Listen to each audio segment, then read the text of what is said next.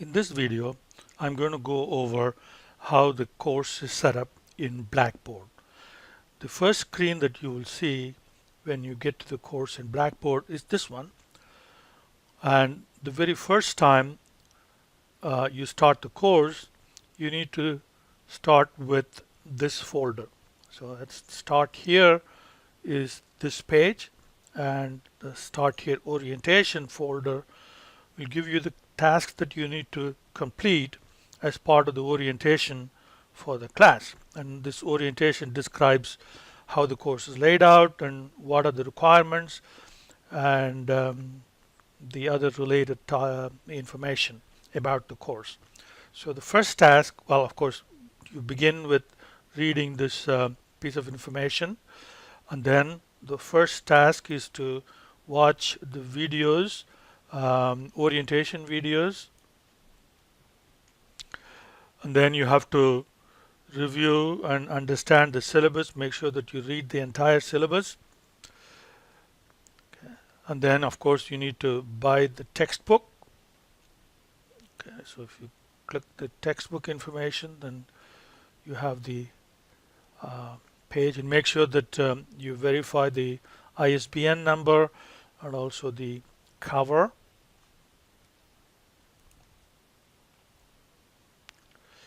And then read and understand and acknowledge the time commitment needed for this class. This is probably one of the more difficult classes in the program, and so you need to be able to devote the necessary time commitment for successfully completing the class.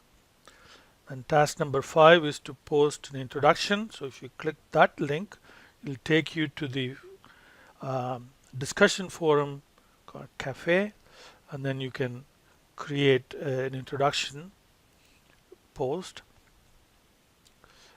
And task number 6 is Excel review, and we will be using Excel for all the problems in this class. So we will be covering the entire course with Excel as the software tool. So basic understanding of Excel concepts is a prerequisite.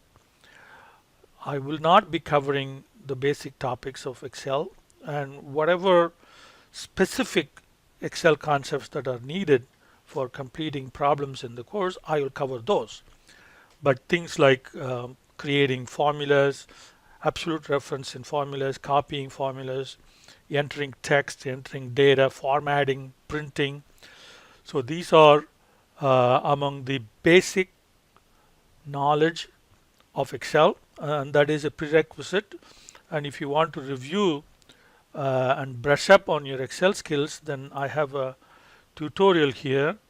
So there is a tutorial file, and then there are a couple of videos that I've picked up from YouTube, and I have given links to those, so you can view those and brush up your Excel skills. And again, this is a prerequisite, so if you're not confident with your Excel skills, then you need to brush up on these. And then task number 7 is to read and understand the minimum skill set in technology outside of Excel, that is browser and copying and saving stuff and that kind of browsers. So go ahead and read through these technology requirements. So after completing the orientation, then you can start the course schedule. So course schedule tab is that one. You can go straight to that tab, or you can click this and that will take you to that tab. So if I click that, that will take me to this tab. And again, the start here orientation is again that one. Then I have weekly schedule for each week of the semester. Okay, so let's see what I have and click week 1. So week 1, there is a summary of the task that needs to be completed. So what is the reading assignment? Okay, what is the class lessons that you need to complete, and then understand the concepts and then do the assessment. So here For week 1, there is chapter 1 and then part of chapter 2, sections 2.1 through 2.3. And since we have two different chapters covered in this week, we have two different due dates. Chapter 1 is due on Thursday, chapter 2 is due on Sunday. From week 2 onwards, we will have only one chapter or part of a chapter, so there will be only one due date on Sunday. So within each chapter, okay, we have first learning objectives and what is the reading assignment, what are the lessons to be covered, and how those learning objectives will be assessed. OT here stands for online test. Okay, chapter test online. ET stands for Excel test. So it will be like a take-home test that I give for each chapter. Then second piece of information in this folder is chapter materials, and typically you'll have a PowerPoint file that contains the slides, and some of the lecture will follow those slides, so you have the slides in front of you when you're listening to the lectures. And then when I work out problems, those problems will be worked in Excel. So here is the Excel shell file. So you need to download the Excel shell file to complete the classwork. Then we have two folders, class lessons and then assessments. You have to first complete the class lessons, chapter lessons, and then you go to the assessments. So chapter lessons, okay, so we have a bunch of videos here. Some of them will be introductory lectures which will follow the PowerPoint notes, and some of them will be Excel work. And for Excel work, remember the shell file that I mentioned a couple of minutes ago, you need to use those shell files to do the problems. And here I have to emphasize that simply watching the videos is not fulfilling the classwork requirement. You have to actually do the work in Excel with the videos as your guide. Simply watching the video any number of times is not the same as fulfilling the requirement. And I emphasize this because more than anything else, for you to be able to complete the Excel test, the take-home Excel test, a good understanding of the concepts is essential, and you will get that only by doing the work yourself, not just simply watching the videos any number of times. So once you've completed the class lessons, then you proceed to assessments. And there are two kinds of assessment, as I mentioned already. So this is the take-home test, which is an Excel test. Okay, and Excel test will have two files attached, one a Word document that contains the description of the problems, and then a shell file. And you have to use this shell file. You can't just simply open up a blank worksheet and start working the test yourself. So you have to download, I have another video for this. You have to download and personalize this shell file, and I will only grade this shell file, personalized shell file. And if you work on your own file and turn it in, then you'll get a 0.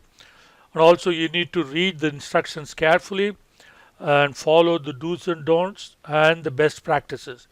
And the grade will be 50% for numerical accuracy and 50% for following the do's and don'ts. So it's very likely that if you ignore these requirements, you may get a 50% grade and no more than that, or sometimes even 0. If I cannot follow your work, then you'll get 0 for the test. Then there is online test, and the online test will have multiple choice and true false section, and then there will be a problem section. Usually, maybe there is one exception, but normally you will have two tests. One is the multiple choice and true false, and then you have the test problems. For the test problems, there is a practice test, and you can use the practice test to practice, and then you can take the test. The practice test is optional and it will not be included in the final grade. So only these, and I have a separate video describing what to do here. So that will be the class schedule, and you just follow week 1, week 2, week 3, and so on. And then I have a tab for instructor that gives you information about me and a video introduction and how to contact me. And then textbook, I already talked about textbook. And here is the syllabus, and you need to download the syllabus and read. And when you download, and this is true for all the files that you have to download, like Word documents or shell file or PowerPoint file. So when you click this, and if you get this error message, so that means you are not logged in with your UTC Marks ID. So you have to go back and log in with your UTC Marks ID, then you will not get this error message. Now if you get this error message, so you have to click switch accounts and go and log in with your Marks ID.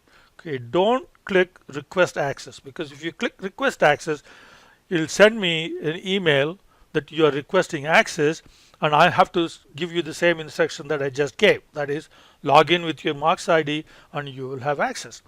So if you click request access, I will not respond to that email, because you know what to do. You have to click switch accounts, log in with your UTC Marks ID, and you will have access to everything.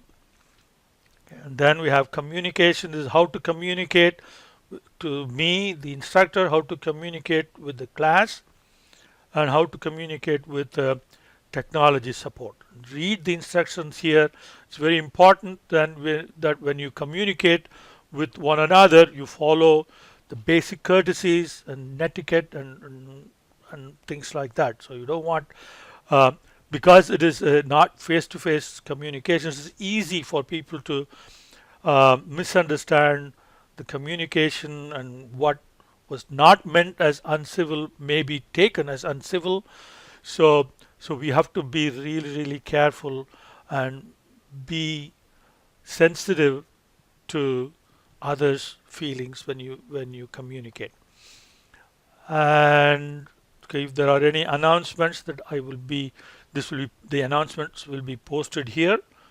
And here is the discussion board. This is the cafe discussion board, which is where you will introduce yourself. And then I have a second forum called Q&A, and here is where you will post questions that you may have when you work on the class problems, the class lessons. Okay, don't post any questions on the exams, the take-home exam, Excel test, or the online test. For questions about tests, you email me.